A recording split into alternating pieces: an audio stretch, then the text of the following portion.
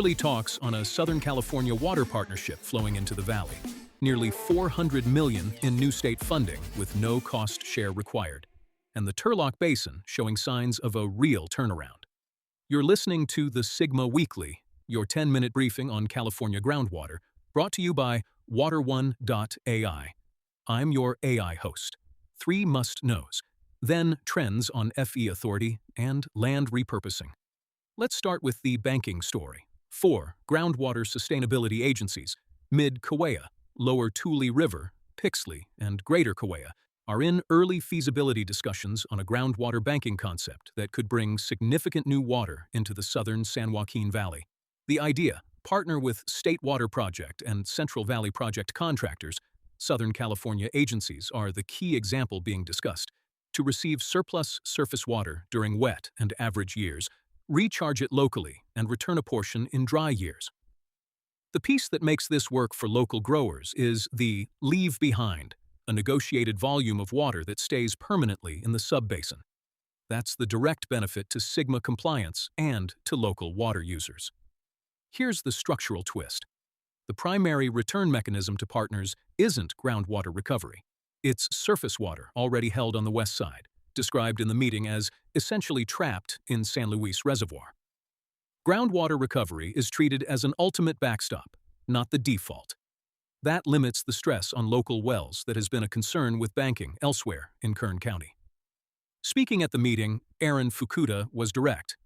This is still a feasibility-level gut check. No exchange ratios, no final infrastructure routes, no formal agreements.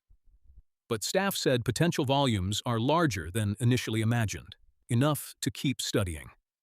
Stakeholders will have multiple opportunities to weigh in. The combined footprint is roughly 500,000 acres. Southern California agencies are motivated. Their conservation and recycling investments have left them with surplus allocations in average and above years that they'd lose if not stored. They want storage.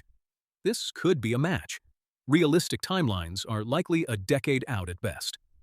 Moving on, the Department of Water Resources, DWR, has outlined nearly $400 million in Proposition 4 groundwater funding. And here's the headline: no bond cost share required. That lowers the barrier significantly, especially for smaller agencies. Draft guidelines are expected fall of 2026, with applications anticipated in early 2027, both dates subject to change. DWR is shifting toward dedicated funding buckets, recharge and conjunctive use, subsidence best management practice implementation, addressing recommended corrective actions from groundwater sustainability plans, and a potential agricultural land adaptation category, modeled on the former Land Flex drought program. That last category is still under legal review for what qualifies under bond restrictions. A few details worth flagging. Only 1 grant award per high or medium priority Sigma basin is planned, so coordination among multiple agencies is essential. There's also a set-aside for small GSAs pumping under 10,000 acre-feet a year, with a potentially simplified and accelerated award process. Agencies are already mobilizing. Colusa Groundwater Authority directed staff to update an RFP for a grant writing consultant and approach Glen Groundwater Authority about a joint application. Santa Clara Valley Water District is pursuing a revised $24 million application for Anderson Dam and preparing a new $20 million application for Calero Dam. Questions about the program go to DWR's Financial Assistance team at financialassistance@water.ka.gov. Next up, and this one's genuinely good news. Turlock Irrigation District reported that spring groundwater monitoring shows levels are stable or up 3 to 5 feet in some wells compared to last spring. The east side cone of depression, long a signature problem in the basin, is shrinking. What makes this notable is the timing. The basin's Sigma plan projected a turnaround in 2027. It's arrived 2 years early. Staff credited recent wet years, TID's recharge operations at Turlock Lake, and East Turlock GSA projects and management actions now registering in the data. Recovery trends have been building since 2022. This spring confirms the trajectory. One note of context: snowpack in the watershed is sitting at only about a third of average for the date. May precipitation is expected from thunderstorm activity, not atmospheric rivers, which means uneven distribution. The seasonal dry down is approaching. The good news is real, but water managers aren't taking their foot off the gas. That's your 3 must-knows. Now to trends. First trend, fee authority. How districts raise money for SGMA implementation is becoming a genuinely complex legal landscape, and this week we saw 3 agencies navigating it in 3 different ways. Colusa Groundwater Authority is exploring a per-well fee, a wellhead charge, under Proposition 26, which doesn't require a public vote. The alternative is a Proposition 218 majority protest process, which the agency already tried once via a weighted ballot assessment that failed. The board asked council to look into whether a wellhead fee can be placed on the county tax roll and how incorporated cities with municipal wells would be handled. No decision yet. Equity is a live concern after the last cycle's problem with assessing landowners who don't have wells. Pleasant Valley GSA is heading down the Prop 218 road.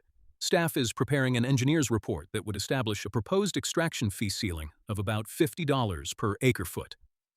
The board supported that ceiling, with the understanding that actual charges can be set lower in any given year. Following up on last week's spring rate hearings, Santa Clara Valley Water District is moving 6.5% to 9.5% groundwater rate increases through its annual water charge public hearing process, with final adoption scheduled for May 12th. Staff confirmed cumulative projections over the next decade would roughly double current rates, driven by Anderson Dam, Pure Water Silicon Valley, and Delta Conveyance participation. That's a preview of the rate pressure SGMA basins will be navigating for years. Second trend, land repurposing is picking up momentum across the valley through very different mechanisms. At Westlands Water District, the board approved policies for solar interconnection to their planned 500 kilovolt transmission line. The application window opens mid-June, with engineering cluster study results expected by January 2027. The board directed staff to prioritize larger solar projects, since bigger projects need fewer transmission tie lines and less high-voltage infrastructure on district land. 136,000 enrolled acres are in scope. At Pleasant Valley GSA, the allocation framework is driving repurposing more directly. Of roughly 32,000 registered acres, about 10,000 are designated as non-beneficial use under the 2026 allocation confirmations, a current year designation under the existing framework that determines whether parcels receive a water allocation. And at Kern Non-Districted Land Authority, the East Water Management Area, EWMA, has already taken some irrigated land out of production as it works toward forming a water district through LAFCO. Kern-Tule Water District sent a letter to DWR questioning whether EWMA needs to wait for district formation before acting on demand management, arguing the authority already exists under the current Joint Powers Agreement and Groundwater Sustainability Plan. EWMA and its council pushed back, noting actions already taken and resources already spent. It's a genuine disagreement about pace and process. That's your SGMA Weekly. For full details on every board meeting we covered, head to water1.ai. Try Chat GSA to ask anything about your district. Stay informed, and I'll see you next week.